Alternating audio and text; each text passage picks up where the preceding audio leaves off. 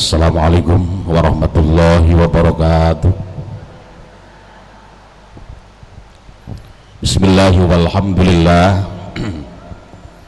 Wassalatu wassalamu ala Rasulillah Sayyidina wa maulana Muhammad ibn Abdullah wa ala alihi wa ashabihi wa man tabi'ahu huda. Al-Fatihah ala niyatil qabul wa tamami kulli sulin wa ma'mul wa ala salahis sya'an zahiran wa batinan wa anallahu al-karim yaftahu alaina futuhal arifin wa yupaqihuna fid din wa yarzuquna kamalal ikhlas wal yaqin wa ala niyatin annallahu yaghfiru dhunubana wa dhunuba abaina wa masyayikhina wa man ahsana ilaina wa yasbi maradona ila hadrati sayyidina rasul Muhammadin sallallahu alaihi wasallam wa ala alihi wa ashabihil kiram thumma ila ruhi muallifi hadzal kitabi wa muallimina al-fatihah. A'udzu billahi minasy syaithanir rajim. Bismillahirrahmanirrahim. Alhamdulillahi rabbil alamin ar-rahmanir rahim maliki yaumiddin iyyaka na'budu wa iyyaka nasta'in ihdinas siratal mustaqim siratal ladzina an'amta 'alaihim ghairil maghdubi 'alaihim waladdallin amin. Wa bis sanadil muttasili ilal imamil muallifi rahimahullahu ta'ala wa adaman naqabihi wa bi barakati ulumihi bid daraini amin. Qala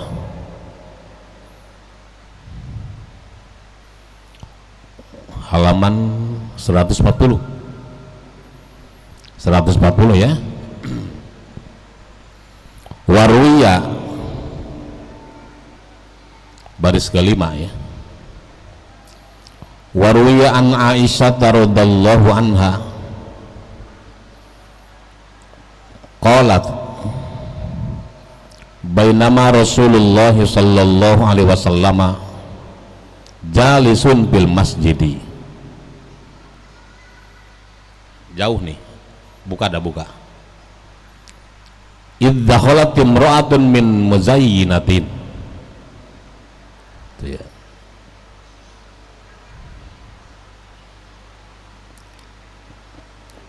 Tarpalu siyabaha bi zinatin laha bil masjidi.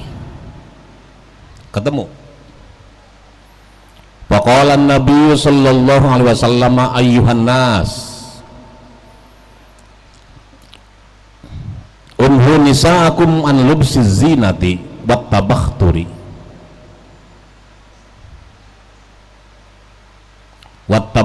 bil masjidi fa inna bani Israila lam yal'anu hatta albasu nisaahum az-zinata wa yatabakhtaru. Gitu ya.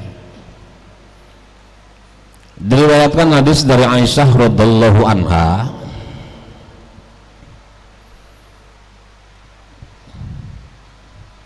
qalat, beliau berkata, siapa Aisyah ya, bainama Rasulullah sallallahu alaihi wasallam jalisun fil masjidi, ketika Rasulullah sallallahu alaihi wasallam sedang duduk di dalam masjid. Kalau kalimat waslu baina anna tudo palimutadidin itu penjelasan soal gramatika, soal nahu nggak usah dibahas ya. Nanti kalau dibahas soal nahunya nggak nyambung. Makanya dibuka langsung, nanti langsung masuk ke matan hadisnya ya. Jadi kita nggak usah ngebahas sisi kalimatnya ya, nahunya ya. Pada saat Rasulullah sallallahu alaihi wasallam sedang duduk di dalam masjid, iddaholat imra'atun min muzayyinatin, tiba-tiba ada seorang perempuan dari suku Muzayyinah masuk ke dalam masjid. Tarpalu siyabaha fi zinatin laha fil masjidi. dalam keadaan dia memanjangkan bajunya lengkap dengan perhiasan di dalam masjid. Jadi bajunya itu terseret-seret dari lantaran terlalu panjang, dan terlalu panjang itu dulu menjadi simbol dari kemegahan seseorang. Pernah dengar gak? Atau setidaknya menemukan penjelasan bahwa kita dilarang untuk memanjangkan baju sampai ketika berjalan terseret-seret, bukan lantaran menutupi mata kaki ya. Kan persoalannya gini, ada hal yang terkait dengan hukum ketika seorang laki-laki sholat dengan menggunakan sarung yang mata kakinya tertutup.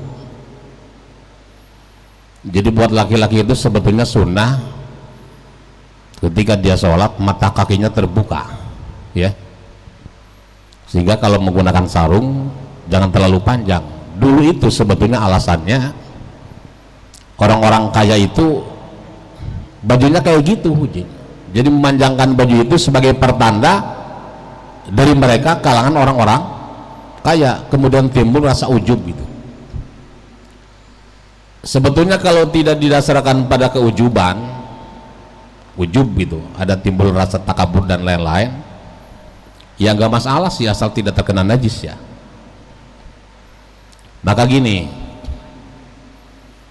ada istilah cingkrang. Hah? Cingkrang ya? Apa itu? Celana cingkrang. Ada kelompok orang-orang yang suka pakai celana cingkrang ya. Kalau dari sisi cingkrangnya udah bener gitu, bahwa dia sengaja celana itu dengan model yang mata kakinya terlihat gitu, di luar dari pantas atau kagak ya, kan mau sholat namanya juga, bukan mau nampang gitu ya.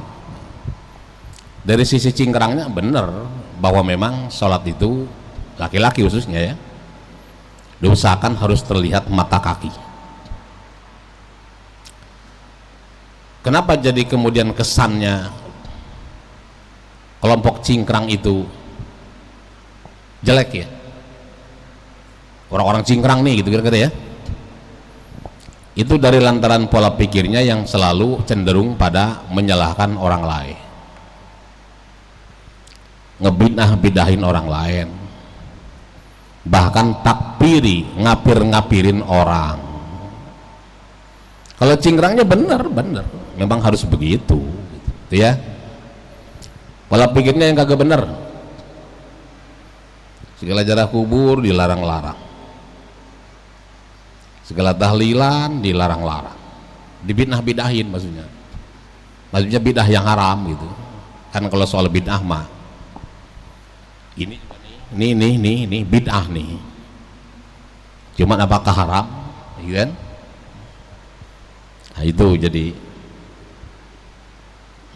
kelompok mereka itu dikesankan sebagai kelompok yang akhirnya jelek itu dalam tanda kutip, karena memang itu pola pikirnya takfiri. Orang kalau beda sama dia hukumnya salah gitu. Setiap yang beda sama dia hukumnya salah, gak bisa begitu orang ya. Nah ini kembali pada persoalan ketika seorang perempuan masuk di hadapan Rasulullah Sallallahu Alaihi Wasallam dan beliau sedang duduk di dalam masjid dengan keadaan di mana pakaiannya itu panjang, lengkap dengan perhiasan. Apa kata Rasulullah Sallallahu Alaihi Wasallam? Baqalan Nabiyyu Sallallahu Alaihi Wasallam, ayyuhan nas unhu nisa'akum an lubsi zina wat tabahturi. Wahai sekalian manusia, laranglah istri-istri kalian dari memakai perhiasan yang berlebih, wat tabahturi, dan tabahtur. Apa tabahtur? Tasinul masyi, berjalan dengan melenggak-lenggok di dalam masjid. Jalannya lenggak-lenggok di dalam masjid, itu namanya tabahtur. itu kagak boleh. Jalan-jalan aja, tidak perlu dibikin seindah mungkin, pokoknya jalan seadanya jalan deh ya, karena ini masjid gitu masalahnya. Kalau mau jalan kayak gitu di atas catwalk yang ada dalam acara apa namanya,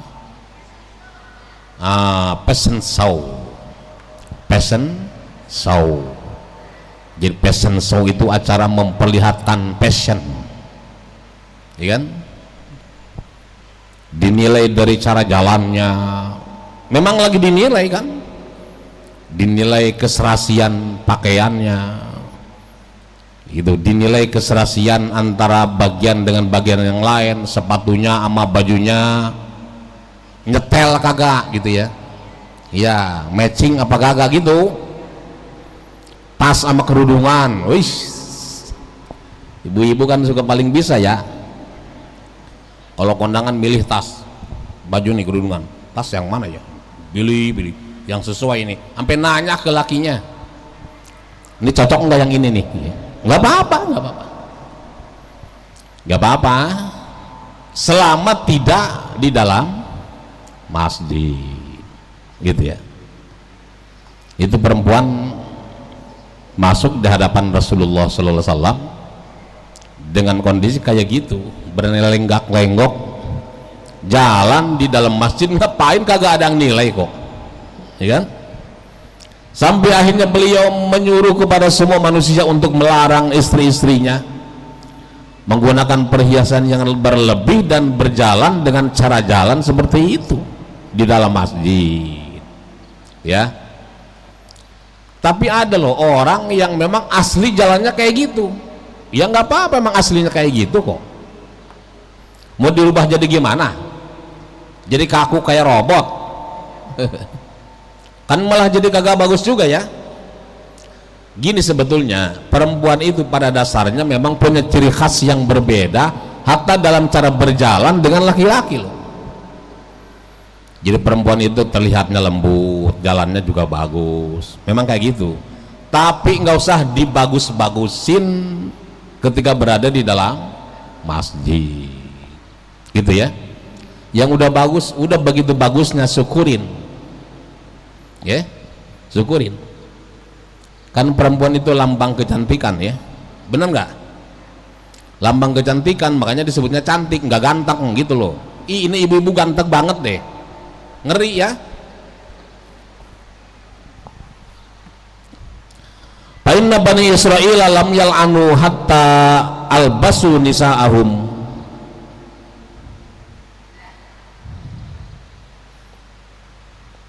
hatta albasu nisa'ahum zinata wa tabakhtaru.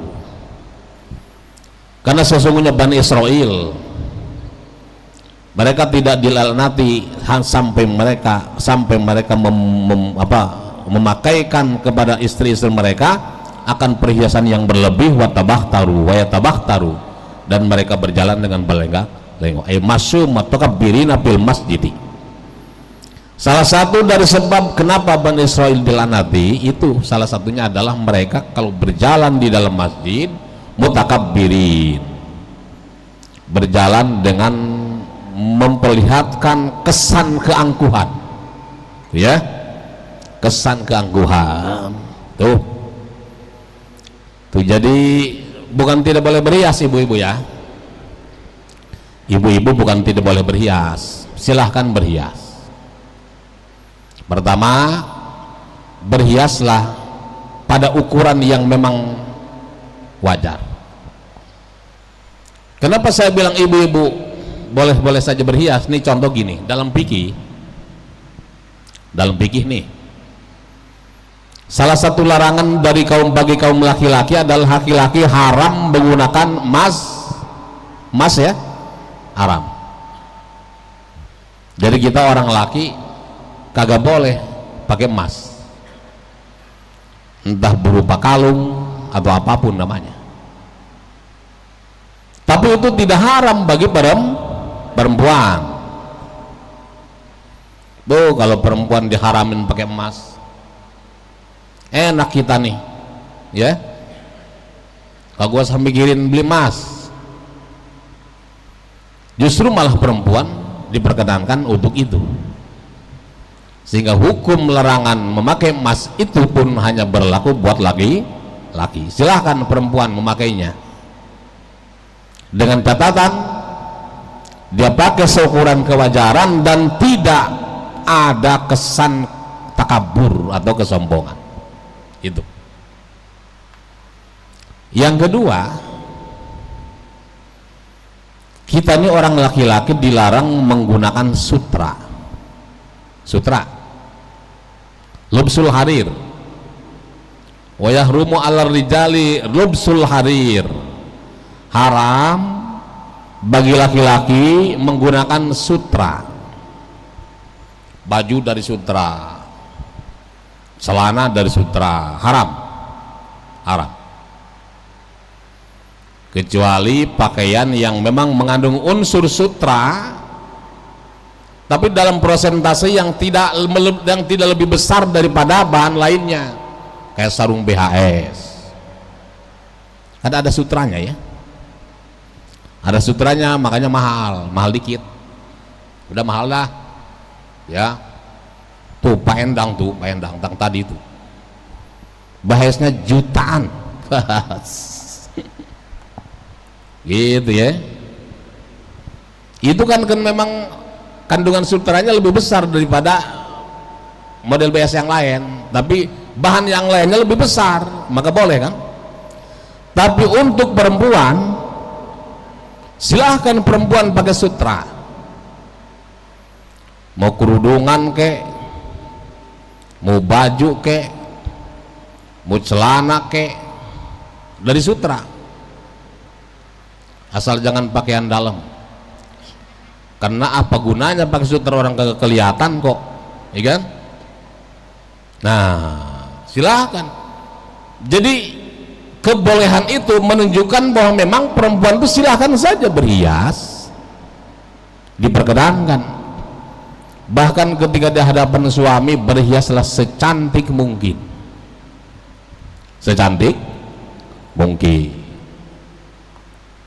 Jadi sebetulnya dalam aturan syariat berhias itu di rumah. Ibu-ibu kalau mau dandan di rumah, selama di rumah. Kalau mau keluar, terserah nanti izin suami, Pak boleh enggak saya keluar dalam keadaan berdandan.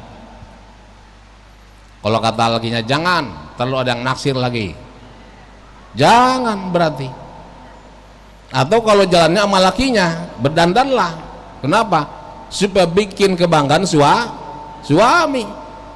Jalan sama laki dandan sembarangan, gimana kalau lakinya ada ngeledekin coba, ya kan? Silahkan.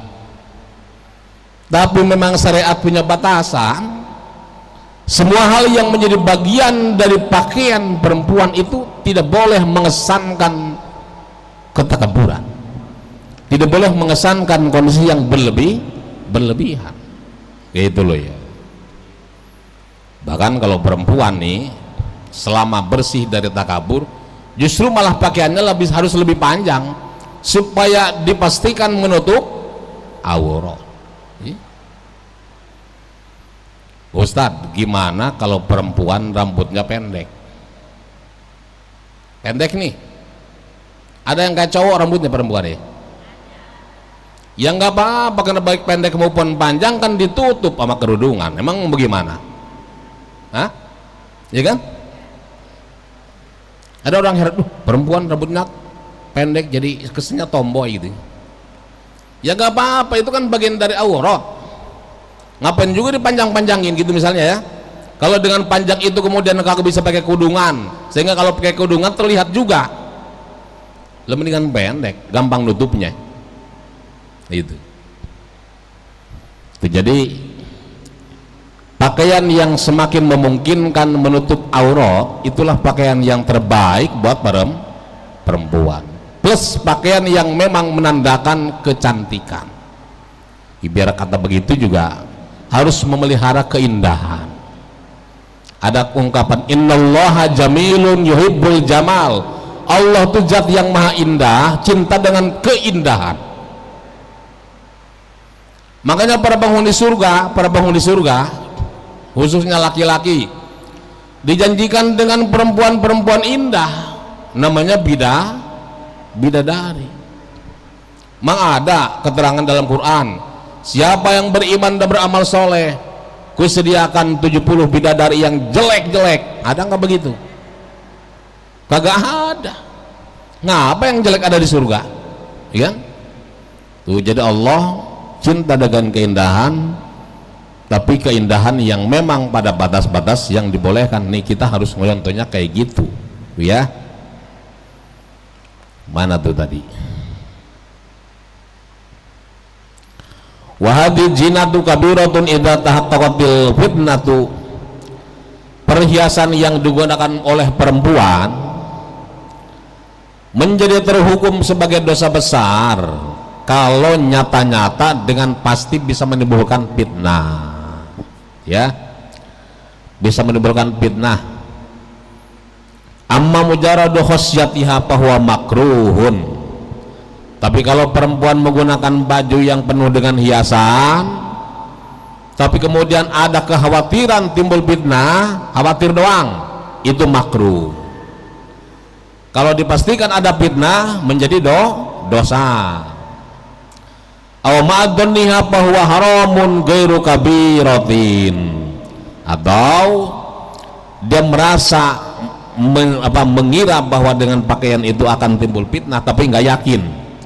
Itu hanya haram saja dan keharamannya tidak dalam kategori dosa besar. Itu ya. Wa qala an-nabiy sallallahu alaihi wasallam, dan telah bersabda Nabi sallallahu alaihi wasallam, ayyuma imra'atin istaqtarat summa kharajat pamarrat minal ajanibi liyajidu rihaha fahiya zaniyatun. Kata Rasulullah sallallahu alaihi wasallam, siapa saja perempuan nih, siapa saja, umum ya, istaqtarat, yang memakai wangi-wangian, pakai minyak wangi, istamatil atoro, yang menggunakan minyak wangi, wa huwa tibu, ya wangi-wangian,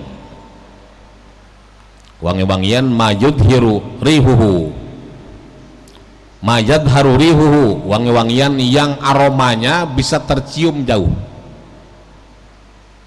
Perempuan pakai wangi-wangian, summa kharajat min baitiha, kemudian dia keluar dari rumahnya,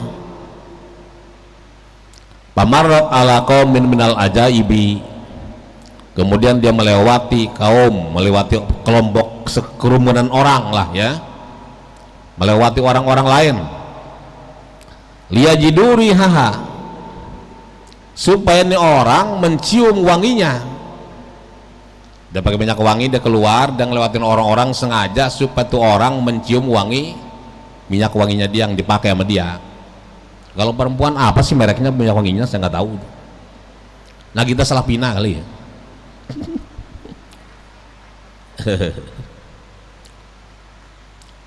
Itu fahiya zaniyatun, terhukum sebagai perempuan yang seakan-akan berbuat zina.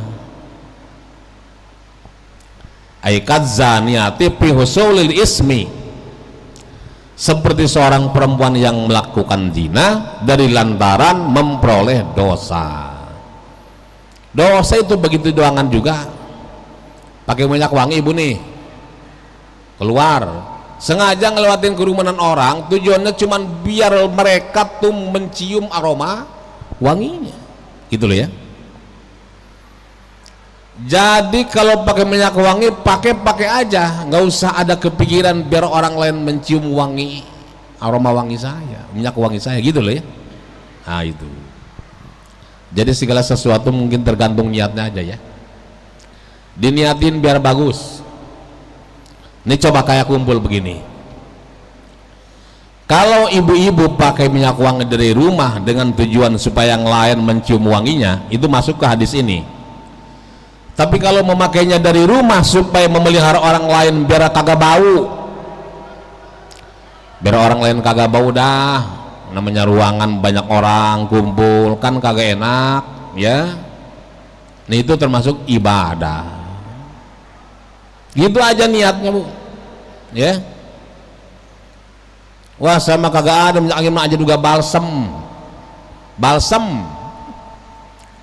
wangi enggak balsem ya. Bang itu juga ya silakan pakai balsem ya, ada tingkat-tingkatannya.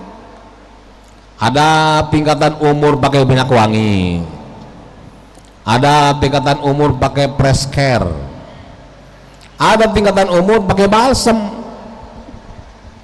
Jadi kemana-mana ada balsemnya di tasnya sesuai umur gitu ya, pakai itu.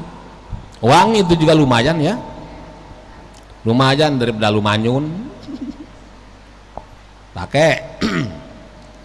Selama itu ingin menjaga supaya orang lain terhindar dari aroma yang tidak sedap, jadi ibadah lah ya, jadi ibadah. Coba itu di bab Jumatan Ibu bab Jumatan, bab sholat Jumat maksudnya ya. Kita orang laki-laki kan hanya yang diwajibkan untuk melakukan Jumat, perempuan enggak ya. Salah satu kesunahannya kita disunahkan menggunakan wangi. Alasan fikih apa? Itu untuk menjaga orang lain dari aroma yang tidak sedap. Makanya ingetin kalau bapaknya mau Jumatan suruh pakai minyak wangi ya. Ada misik ada hajar aswad, banyak ya. Soal merek malah semua orang juga tahu ya tuh. Jadi itu kesunahan itu dijaga, kesunahan itu dijaga ya. Wa kullu ainin nadarat ila muharramin zaniyatun kama taqaddama. Setiap mata yang digunakan buat melihat sesuatu yang haram maka hukumnya berzina. Zina mata kita berzina kalau ini mata digunakan buat memandang perkara-perkara yang haram gitu. Wa qala Rasulullah sallallahu alaihi wasallam, dan telah bersabda Rasulullah sallallahu alaihi wasallam, uttulitu bil jannati fara'aitu aktsara ahli hal fuqara. Kata Rasulullah sallallahu alaihi wasallam, saya diperlihatkan dengan surga. Nabi dikasih ngelihat surga, hebat ya, masih hidup dikasih ngelihat surga. Kalau kita tiba-tiba dikasih ngelihat surga bisa semangat ibadah kali ya, apalagi habis dikasih ngelihat surga dikasih ngelihat neraka,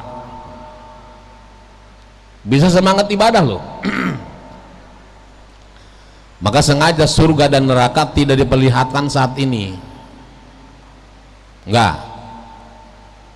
Hatta dalam mimpi, kalau ada orang mimpi masuk surga, wah semalam saya mimpi masuk surga, ada apa di surga, ini itu nanti nabrak dengan penjelasan ya. Kalau Nabi memang oleh Allah diperlihatkan surga,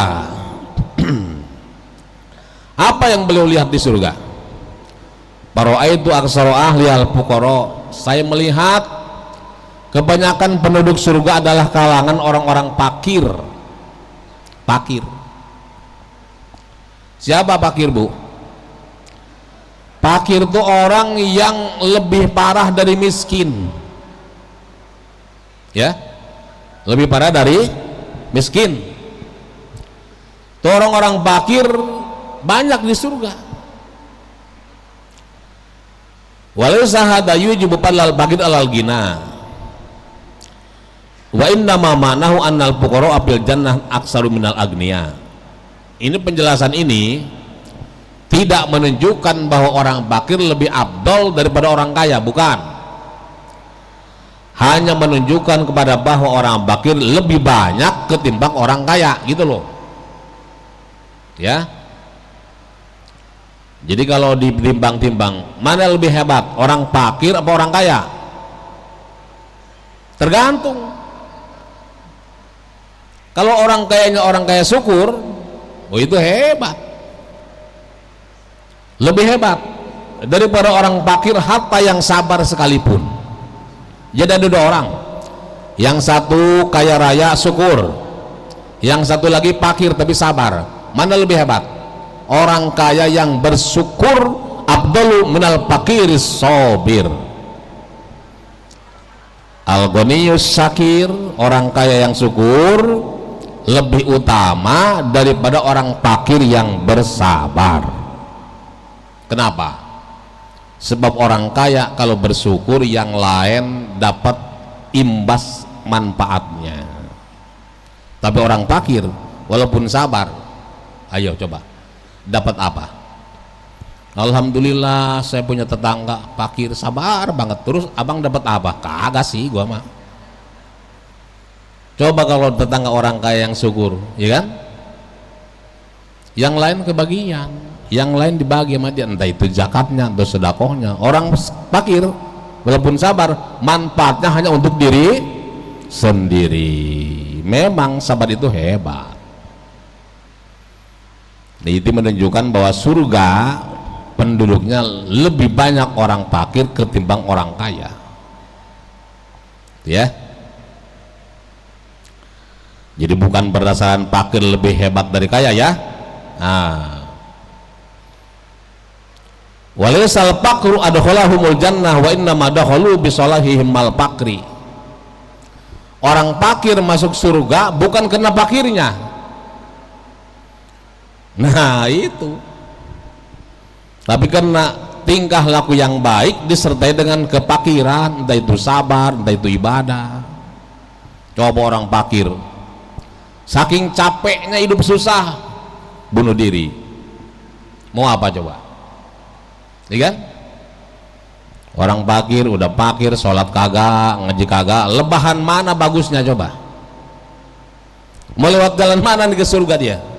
Nah, jadi orang fakir masuk surga bukan karena fakirnya, tapi dari lantaran karena kesabarannya, karena perlakuannya apa, karena pekerjaannya yang baik dan lain-lain, gitu. Ya termasuk orang kaya.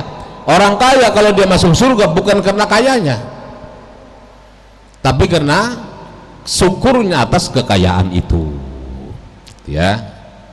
Maka kalau kita disuruh milih, Bu, mau milih jadi kaya apa fakir, tapi besok mati, ayo, nggak apa-apa ya. Orang fakir juga bakal ini mati. Kaya bener Bu, kaya.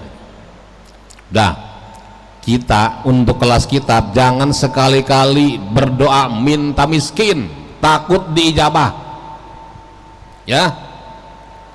Ya Allah, jadiin saya orang miskin. Tiba-tiba datang suara dari langit, udah miskin juga lu, minta miskin gitu. Habis saya minta kaya kagak diijabah, coba sekali-kali nyoba minta miskin kali aja diijabah gitu ya. Nah, lebahan minta miskin diijabah, jadi fakir lu. Kelas kita meminta kaya aja walaupun kagak kaya-kaya. Kalau kelas Nabi sih memang minta fakir, Allah baj'alni fakiron. Nabi memang minta fakir Bu. Kalau kita nggak bisa kayak gitu, ya, nggak bisa. Mintalah kepada Allah kekayaan, karena Allah zat yang maha kaya. Kalau sudah dikasih syukur, gitu, supaya orang lain kebagian manfaatnya dari kayanya kita, gitu. Nabi Sulaiman kaya, ya kan? Nabi Ibrahim juga kaya raya, Nabi Ayub kaya raya, itu Nabi kaya raya, pada kaya-kaya Nabi ya. Cuman kalau Nabi Muhammad SAW memang fakir. Tapi sungguh pun begitu, setiap ada orang yang datang ke rumahnya dengan satu kepentingan pasti bawa pulangnya. Itu bagian dari luar biasanya Rasulullah Sallallahu Alaihi Wasallam. Siapa aja yang datang ke rumah butuh nih, butuh, nggak pernah ada yang pulang dengan tangan hampa, selalu. Dan kemudian sifat itu berimbas ke keturunan-keturunannya. Sebutlah Fatimah binti Rasulillah Sallallahu Alaihi Wasallam, fakir juga ya, padahal suaminya Ali bin Abi Thalib adalah Amirul Mukminin, presiden. Ali kan presiden, khalifah, fakir dia. Kenapa? Karena memang hatinya dikasih kagak kepengen dengan dunia. Ada istilah, ada cerita gini, Sayyidina Ali itu pernah menjatuhkan talak 3 terhadap dunia. Ya dunia, tolak tuki salasan, wahai dunia, kamu ku jatuhkan tolak 3. Nah, jadi satu hari Sayyidina Hasan sedang tidur, tidurnya di atas tikar, tikarnya hanya terbuat dari kulit kambing. Tahu Hasan, tahu? Siapa? Ya anaknya Fatimah, saudaranya Husain. Tidur anak kecil, masih kecil. Datang seorang peminta-minta di depan rumah Ali bin Abi Thalib, minta-minta, ngemis. Dia nggak punya apa-apa, tidak punya apapun yang bisa diberikan buat pengemis itu. Dia lihat anaknya lagi tidur lelap, Husain, Hasan tadi, masih kecil ya, dibangunin anaknya, tikar kulit kambingnya digulung, dikasihin sama pengemis. Nih bang, kalau kata kita mah ya, atau po, saya kagak punya apa-apa yang bisa dikasihin sama abang, cuman punya ini, tikar kulit kambing, silahkan kali aja bisa dijadikan duit. Itu lagi dipakai tidur sama anaknya, diambil disedekahin. Coba kita kagak bisa begitu ya. Kita lagi makan nih, nasi sepiring-sepiringnya, ada orang tiba-tiba minta, mau dikasih nggak? Paling banter bang, berdua ya, berdua gitu, paling gitu ya. Nah, paling banter berdua kita. Tuh, Ali mah sampai kayak gitu loh. Itu yang tidur siapa? Hasan, yang disebut oleh Sayyidah Sababi Ahlil Jannah. 2 orang muda yang nanti bakal menjadi pemimpin masuk surganya kelompok anak-anak muda itu loh ya. Jadi gini Bu, kalau ada anak muda masuk surga, ntar anak muda masuk surga itu nanti ketua rombongannya Hasan dan Husain ya, ketua rombongannya Hasan dan Husain, namanya Sayyidah Sababi Ahlil Jannah. Kalau ada orang yang adil, para pemimpin masuk surga, itu nanti ketua rombongannya Umar bin Khattab radhiyallahu anhu, ketuanya dia ya. Kalau ada orang-orang yang jujur soleh masuk surga, ketua rombongannya Abu Bakar Siddiq radhiyallahu anhu. Kalau ada orang yang bertobat masuk surga, ini yang tadinya dosa besar nih, tadinya hobi melakukan dosa, bertobat, Allah terima tobatnya, kemudian masuk surga, itu nanti pemimpinnya Al-Wahsi. Al-Wahsi tahu? Pembunuh Hamzah bin Abdul Muthalib di perang Uhud. Pembunuh bayaran loh, pembunuh bayaran. Jadi ceritanya begini, cerita jangan, boleh ya. Dia disuruh oleh seorang perempuan bernama Hindun. Hindun ini adalah seorang perempuan yang menaruh hati kepada Hamzah bin Abdul Muthalib. Hamzah siapa? Pamannya Rasulullah Sallallahu Alaihi Wasallam. Jadi ceritanya itu cintanya kagak diterima, ditolak. Kan kalau zaman sekarang ada istilah cinta ditolak, dukun bertindak. Hah? Itu dulu mah bukan begitu kali, cinta ditolak gua matiin lu gitu kali ya. Nah, dia dendam sakit hati. Bahkan tapi versi lain katanya Hamzah inilah pembunuh dari orang tuanya Hindun. Nah gitu, versinya beda-beda. Singkat cerita, Al-Wahsi ini kan memang seorang badui, dipanggil oleh Hindun, dijanjikan sejumlah harta yang besar kalau di dalam peperangan itu dia berhasil membunuh Hamzah dan membawa jantungnya dibawa, diambil. Berapa kau minta bayaran, ku bayar. Al-Wahsi sanggup. Dia berlatih memanah sepanjang hari, berlatih terus. Memang benarlah ketemu di medan perang itu dia berhasil membunuh Hamzah bin Abdul Muthalib, kemudian dibedah dadanya, diambil jantungnya, diserahkan ke Hindun. Nih Hindun Hamzah, apa, jantung Hamzah, ini buktinya.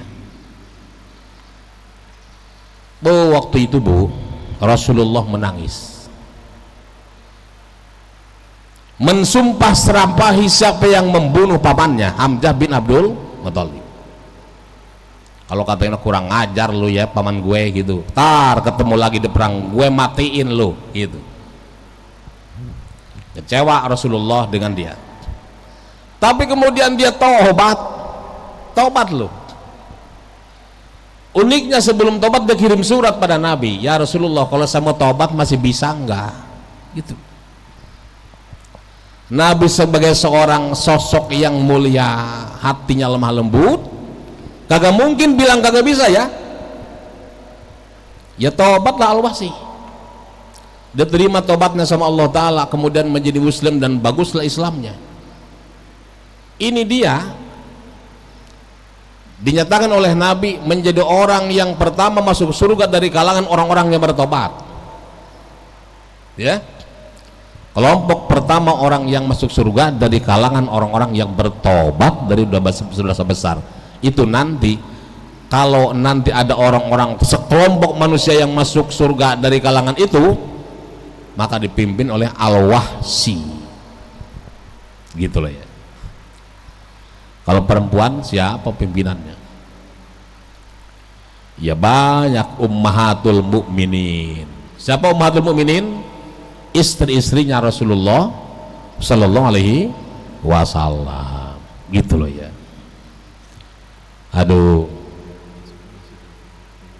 oh iya ya, istri-istri Rasulullah Sallallahu Alaihi Wasallam berapa istrinya? Hah? 11. Yang masyhur 9, padahal sebetulnya 11.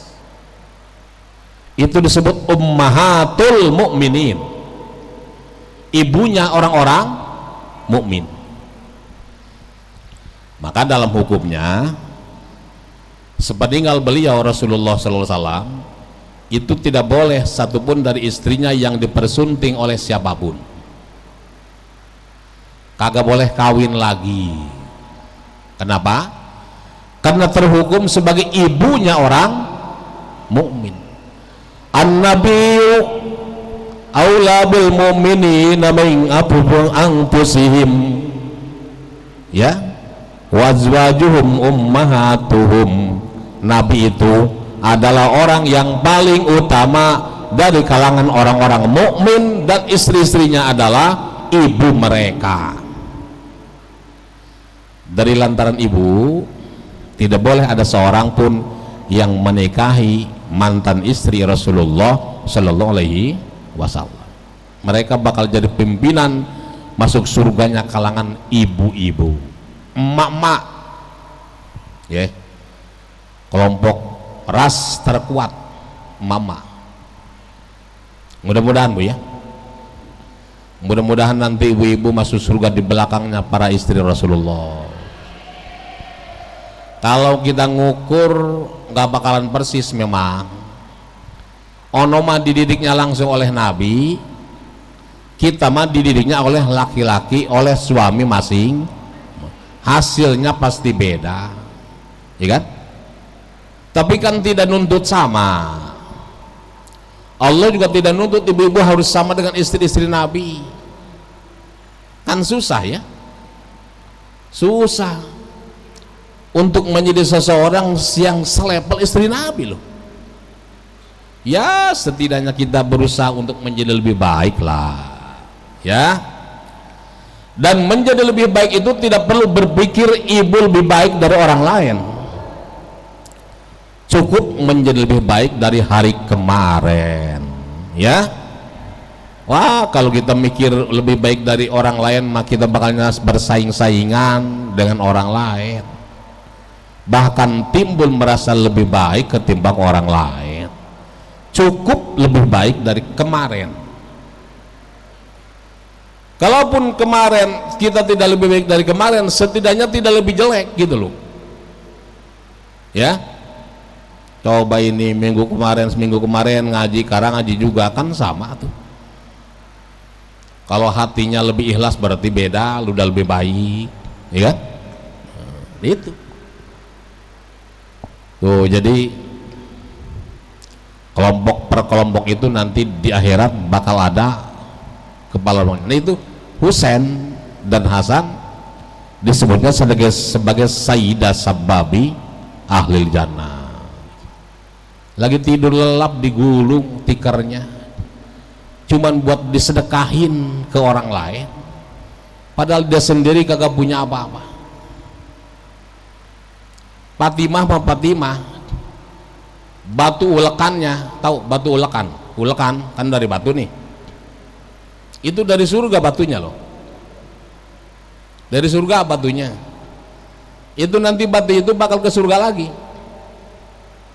Batu yang suka pakai ngulek, kalau dia nyambel, kalau dia bikin bumbu, ulekan ya, dari surga, dari bagian batu yang jadi rumahnya Fatimah di surga. Itu nanti bakal balik lagi ke surga. Jadi sampai itu batu pernah diberikan kemampuan bicara di hadapan Rasulullah Sallallahu Alaihi Wasallam, karena dia merasa bersuka cita dijadikan sebagai ulekannya orang mulia seperti Fatimah binti Rasulullah Sallallahu Alaihi Wasallam. Coba itu batu aja, batu senang, ya. Nah apalagi kita manusia. Jadi kalau Rasul memang berdoanya minta fakir karena dia bisa. Kalau kita nggak usah ngikutin, karena pada akhirnya kalau dibikin fakir kacau nih urusan nih. Biasanya ngaji bisa jadi kagak ngaji loh. Kok kagak ngaji lagi? Nah saya pusing mikirin beras, kagak ngaji jadi kagak bagus itu. Minta kayak minta harta, minta duit. Gimana kalau doa, ya Allah minta duit, boleh nggak? Boleh, siapa ngelarang juga. Duhanya berapa rakaat duha? Ibu kalau duha berapa rakaat duha? Hah? Ya minimal 2 ya, 4 lah ya. 4 minta tuh duit. Ya Allah minta duit, saya emang nggak bisa Arabnya lah, langsung aja minta duit gitu. Kan kalau Allah ma'ingkan dari kipis sama panjilhu. Ya Allah kalau rezeki saya di langit turunin, diturunin sama Allah. Apa yang turunin? Melalui hujan. Pas hujan banjir, kagak kerja dong laki saya. Nah mintanya rezeki yang turun banjir. Ayo coba, di balik itu juga ada rezeki, ya.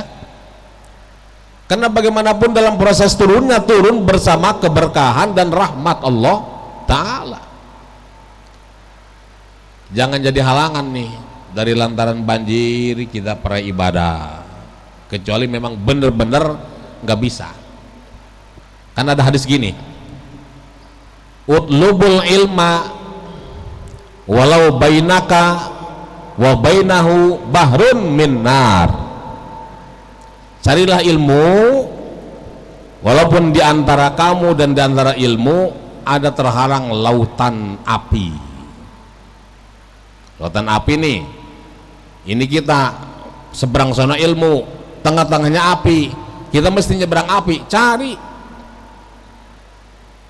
samperin. Ini kita belah sana ilmu, antara kita ada air banjir, samperin, kali aja ada ikan situ, samperin timbang air, ya kan? Oh Ustadz mah kakak tahu aja, rumah saya kagak gimana kerendam. Iya sih, dimaklumin aja ya. Mudah-mudahan yang kebanjiran kagak jadi rusak barang-barangnya ya. Gak ada yang kebanjiran kan? Ada. Ya biar sabar dah. Ada orang begini loh, duh kapan ya banjir? Ngapain lu? Udah lama kagak dibagi mie,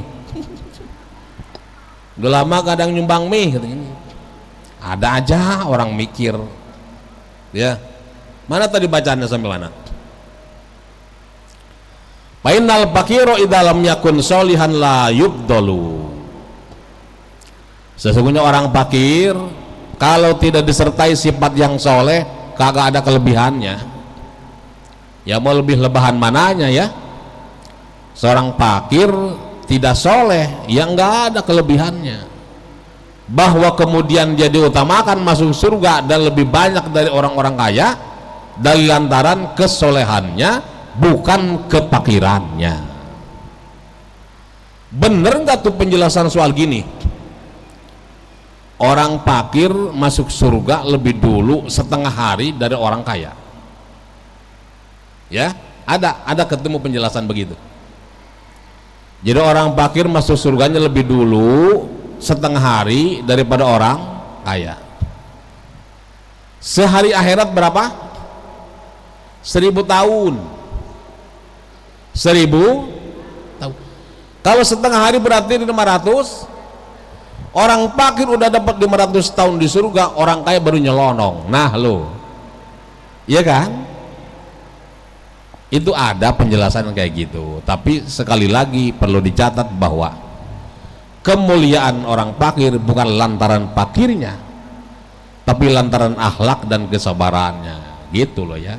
Dia sabar, dia tetap ibadah, pasrah pada keadaan, tapi tawakal pada Allah Ta'ala, enggak mengeluh terhadap sesama, mengeluhnya sama Allah Ta'ala. Jadi jangan sikayah ya, atau sikayah. Sikayah itu mengeluh sama makhluk. Kalau kita mengeluh sama makhluk, makhluk tidak bisa dijadikan sebagai solusi jalan keluar. Mengeluh sama Allah, Allah nggak suka kalau kita mengeluh pada sesama, dianggap sebagai cara menjelekan Allah Ta'ala. Ya, jangan mengadukan aku kepada hamba-hambaku kalau engkau sedang dalam keadaan jelek. Gitu. Jadi kalau mengadu berbagai kesusahan, mengadu langsung sama Allah. Ya Allah, saya susah. Kalau dijawab langsung, gue juga tahu, gitu ya. Gue juga tahu, lu ngomong mulu, gitu kira-kira. Itu saja Bu ya. Mudah-mudahan berkah. Nih guru kita udah nyampe nih. Alhamdulillah sudah sampai tengah-tengah kita. Kurang lebihnya mohon maaf. Wallahu muwaffiq ila aqwamit thoriq. Wassalamualaikum warahmatullahi wabarakatuh.